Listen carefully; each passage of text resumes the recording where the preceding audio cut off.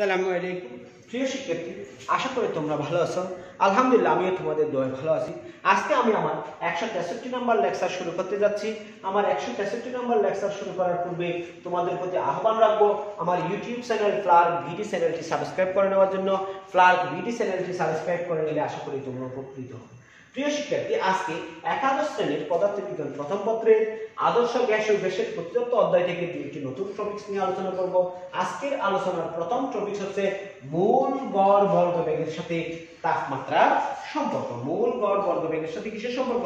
তাপমাত্রার সম্পর্ক। দেখো, আমরা মূল গড় বর্গবেগ কি জিনিস জানি? মূল গড় বর্গবেগ হচ্ছে দুই বা ততোধিক গ্যাস অণুর গড় বর্গ গড় বর্গ বেগের বর্গমূলকে মূল গড় বর্গবেগ বলা হয়। গড় বর্গ বেগের বর্গমূলকে কি বলা হয়? মূল গড় বর্গবেগ বলা হয়। আমরা আদর্শ গ্যাসের চাপ ও ঘনত্বের সম্পর্ক হতে পাই আদর্শ গ্যাসের চাপ ও ঘনত্বের সম্পর্ক হতে পাই পি সমান আমরা জানি যে 1/3 রো সি স্কয়ার বার 1/3 রো সি স্কয়ার বার। এটা আমরা আদর্শ গ্যাসে কিসের থেকে জানি? চাপ এবং ঘনত্বের সম্পর্ক থেকে জানি। উভয়পক্ষকে যদি ভি দ্বারা গুণ করি, পি সমান 1/3 রো বি সি স্কয়ার বার 1/3 রো বি সি স্কয়ার বা কি দ্বারা গুণ করছি? যে ভি দ্বারা গুণ করছি। যে উভয় পাশে কি দ্বারা গুণ করছি? ভি দ্বারা গুণ করছি। এখন দেখো প্রিয় শিক্ষার্থী, দেখো ভি সমান আমরা লিখতে পারি 1/3 n সি স্কয়ার বার n সি স্কয়ার বার। কেন n সি স্কয়ার বার? দেখো, আমরা লিখতে পারি রো সমান, দেখো আমরা জানি যে রো সমান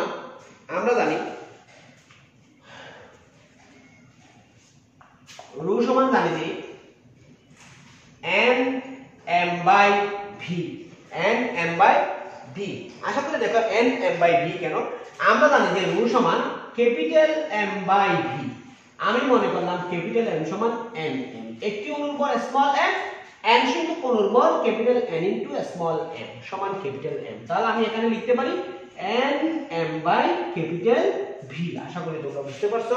তাহলে এখানে যদি আমি এই n m/V এখানে বসাই, VB কাটাকাটি যাবে, VB কি হয়ে যাবে? কাটাকাটি হয়ে যাবে। দেখো আমি এখানে তোমাদের সরাসরি একটু দেখাই, n m/V into v C square bar বা VB সমান 1/3 n সি স্কয়ার বার। আমি একটু সেপারেট ভাবে করতেছি, এজন্য তোমাদের হয়তো বুঝতে কষ্ট হবে। একটু দেখো, এখন দেখো গ্যাসের মোল সংখ্যা যদি n এবং গ্রাম আণবিক ভর যদি স্মল m হয়, গ্যাসের মোল সংখ্যা কাইন্ডলি একটু দেখবা, গ্যাসের মোল সংখ্যা যদি কি হয়? Small n। গ্যাসের মোল সংখ্যা n এবং গ্রাম আণবিক ভর যদি ক্যাপিটাল M হয়, গ্রাম আণবিক ভর যদি কি হয়? ক্যাপিটাল M হয়। কাইন্ডলি একটু দেখবা, গ্রাম আণবিক ভর যদি কি হয়? ক্যাপিটাল M হয়, তাহলে আমরা লিখতে পারি স্মল m সমান n m/ক্যাপিটাল M।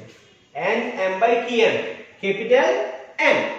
n m/ক্যাপিটাল M। এই n m হচ্ছে যে গ্যাসটির টোটাল ভর, আর এই m টা হচ্ছে যে আণবিক ভর।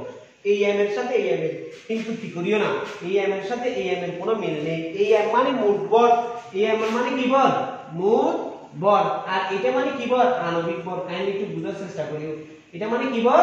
আণবিক ভর। তাহলে আমরা এখানে বসাই PV সমান 1/3।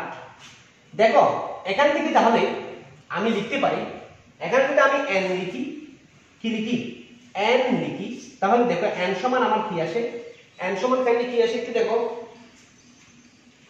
তাহলে n সমান আমরা পাইলাম কত? n, দেখো আমি এটাকে m লিখার আগে এখানে একটু কাজ করি, n m/ক্যাপিটাল M into n C square bar. mm কাটাকাটি হচ্ছে, দেখো mm কাটাকাটি হচ্ছে। তাহলে আমরা এখন লিখতে পারি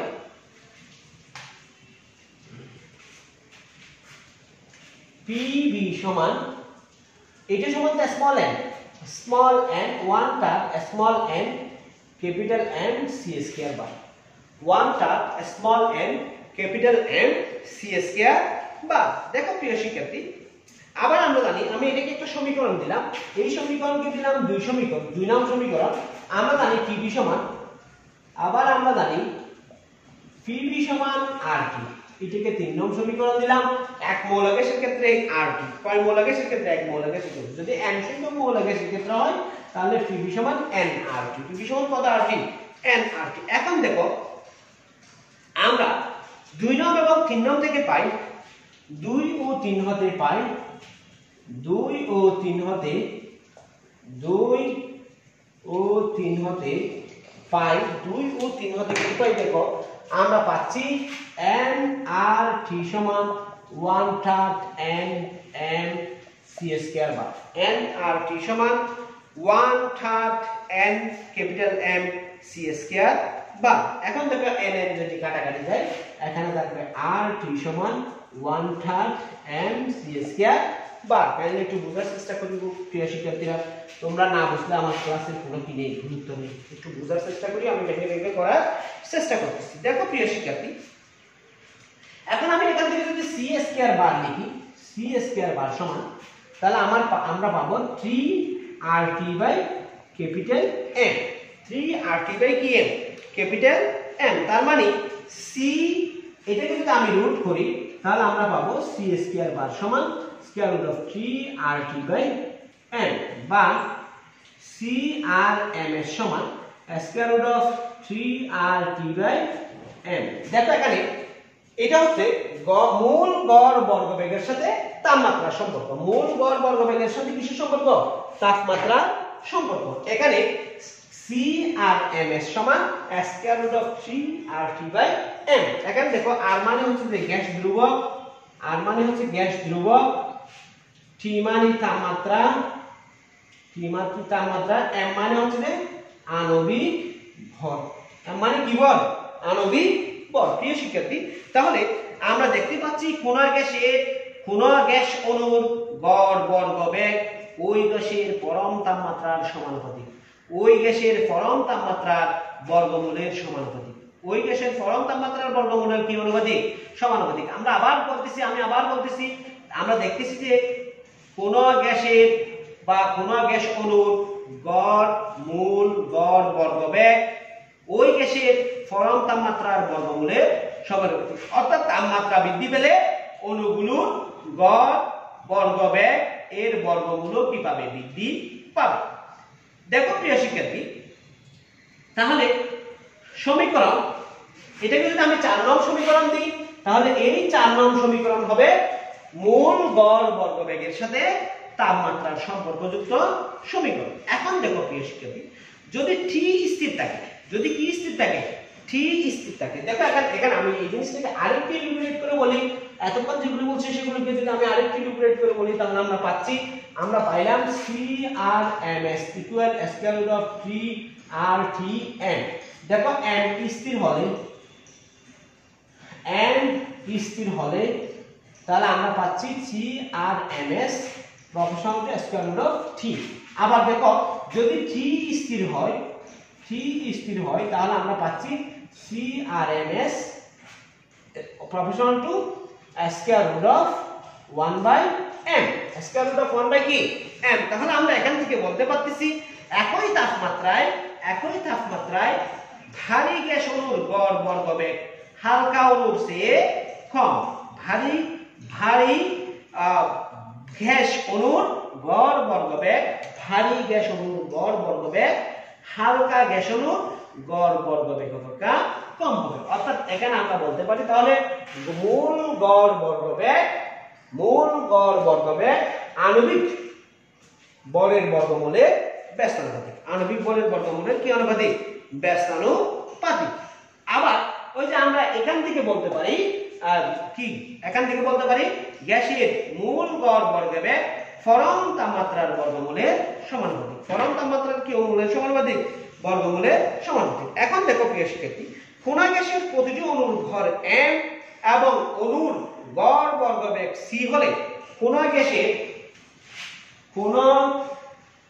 গ্যাসের প্রতিটি অণুর ভর স্মল m এবং গড় বর্গবেগ c হলে গড় বর্গবেগ কি হলে c হলে গড় বর্গবেগ c স্কয়ার হতে হবে বা গড় বেগ c হবে যদি গড় বেগ কি হলে c হলে গড় বেগ যদি c হয় বা গড় বর্গবেগ যদি c স্কয়ার হয় তাহলে আমরা লিখতে পারি E সমান হাফ mc স্কয়ার E সমান আমরা কি লিখতে পারি হাফ mc স্কয়ার কোন গ্যাসের প্রতিটি অণুর ভর স্মল m এবং অণুর গড় বর্গবেগ c স্কয়ার হবে প্রতিটি অণুর গড় গতিশক্তি বা প্রতিটি অণুর গতিশক্তি E সমান হাফ mc স্কয়ার হাফ কি স্কয়ার mc স্কয়ার এখন দেখো প্রিয় শিক্ষার্থী আমরা পেয়েছিলাম একটি অণুর গতিশক্তি আমরা এক সময় আমরা জানি যে দেখো এটাকে আমি একটা সমীকরণ দিলাম এটাকে 5 নং সমীকরণ দিলাম আমরা জানি যে E সমান বা একটি অণুর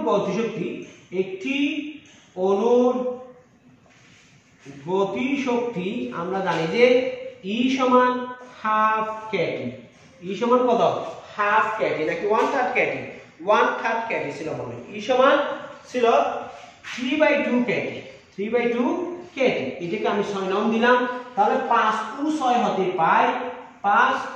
হতে পাই দেখো 3/2 kT equal half mc square half কি স্কয়ার mc স্কয়ার এখন দেখো প্রিয় শিক্ষার্থী আমি 2 কেটে দিলাম যদি 2 কেটে দিই তাহলে আমাদের কি থাকতেছে একটু দেখো আমাদের 2 যদি কেটে দিই তাহলে আমাদের থাকবে 3 kT equal mc square 3 kT equal কি স্কয়ার mc স্কয়ার বা c স্কয়ার সমান আমরা পাবো 3 kT বাই m বা c সমান আমরা পাবো 3 square root of 3 kT by m দেখো আমরা এখানে c এর মান দুটো পাইছি c এর মান কয়টা পাইছি এটাও কিন্তু crms এটাও কিন্তু কি crms আমরা crms আরেকটা পাইছিলাম 3RT বাই ক্যাপিটাল M এই ক্ষেত্রে এক মৌল গ্যাসের যদি বলে কয় মৌল গ্যাসের যদি বলে এক মৌল গ্যাসের কথা বললে তখন এই সমীকরণ আর যদি একটি অণুর কথা বলে একটি অণুর কথা বলে তখন সমীকরণ হবে CRMS সমান square root of 3 kT by small m 3 kT by small m বুঝা গেছে এখানে ক্যাপিটাল R এবং K এর পার্থক্য হচ্ছে যে প্রতি মোলের জন্য গ্যাস ধ্রুবক প্রতি মোলের জন্য কি R হচ্ছে প্রতি মোলের জন্য গ্যাস ধ্রুবক প্রতি মোলের জন্য গ্যাস ধ্রুবক আর এখানে K হচ্ছে প্রতি অণুর জন্য গ্যাস ধ্রুবক আশা করি প্রিয় শিক্ষার্থী তোমরা বুঝতে পেরেছো মোল গড় বর্গবেগ এবং তাপমাত্রার মধ্যে সম্পর্ক তোমরা বুঝতে পারছো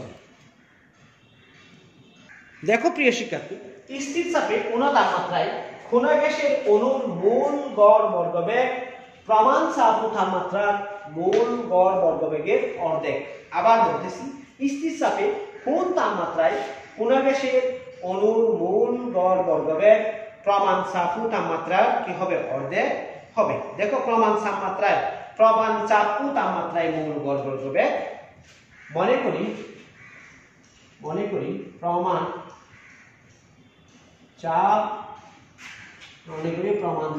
ও তাপমাত্রায় মোল গড় বর্গবেগ C1 মোল গড় বর্গবেগ কত C1 এবং T2 তাপমাত্রায় মোল গড় বর্গবেগ এবং T2 তাপমাত্রায় মোল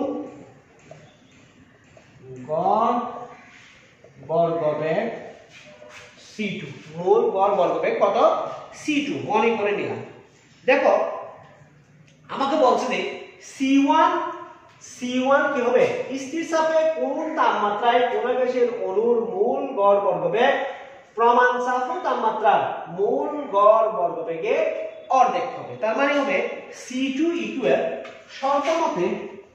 শর্তমতে C2 equal half C1।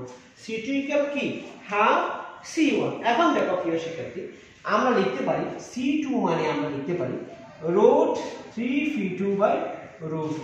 Root 3v2/2 দেখো রুট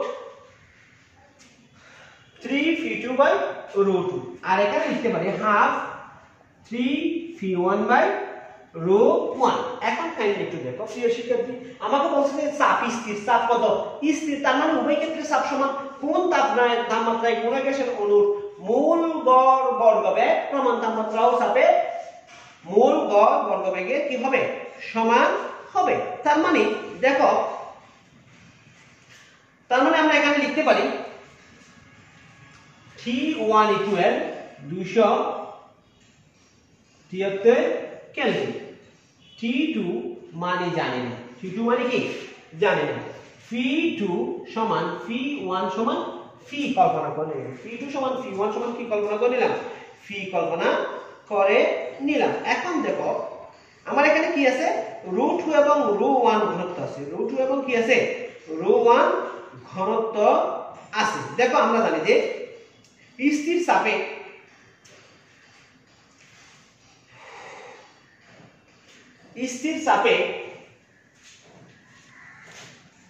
দেখো স্থির চাপে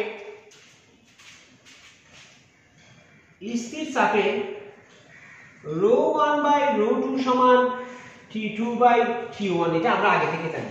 এখন আমরা এখানে একটু মান বসাই দেব রুট আমি বর্গ করে ফেলি, বর্গ করলে আমরা পাবো 3p2/√2 সমান 1/4 3p1/√1 বা 3 চলে গেছে p/√2 ইকুয়াল 1/4 p/√1। এখন দেখো প্রিয় শিক্ষার্থী তাহলে আমাদের আর কি আছে, তাহলে আমরা পাচ্ছি p কেটে যাবে, তাহলে বাকি থাকবে কত আমি একান্তকরণ করলে ρ1/√2 সমান 1/4। ওই যে নিচের সমীকরণ থেকে আমরা লিখতে পারি T2/T1 সমান 1/4 বা T2 সমান 1/4 T1। 1/4 কত T1 বা T2 সমান 1/4 ইনটু 276। 1/4 ইনটু কত 276। ক্যালকুলেটরে যদি আমরা একটু হিসাব করি তাহলে আমরা পাবো 68.25 68.25 কেলভিন 25 কেলভিন, অর্থাৎ 68.25 কেলভিন তাপমাত্রায় 68.25 কেলভিন তাপমাত্রায় কোন গ্যাসের মূল গড় বর্গবেগ অণুর মূল গড় বর্গবেগ প্রমাণ তাপমাত্রা ও চাপে মূল গড় বর্গবেগের কি হবে অর্ধেক হবে। প্রিয় শিক্ষার্থী তোমাদেরকে আবারও আমার ক্লার্ক বিডি ইউটিউব চ্যানেলটি সাবস্ক্রাইব করার আহ্বান রেখে এখানেই আজকের ক্লাস শেষ করলাম। আসসালামু আলাইকুম ওয়া রাহমাতুল্লাহি ওয়া বারাকাতুহু।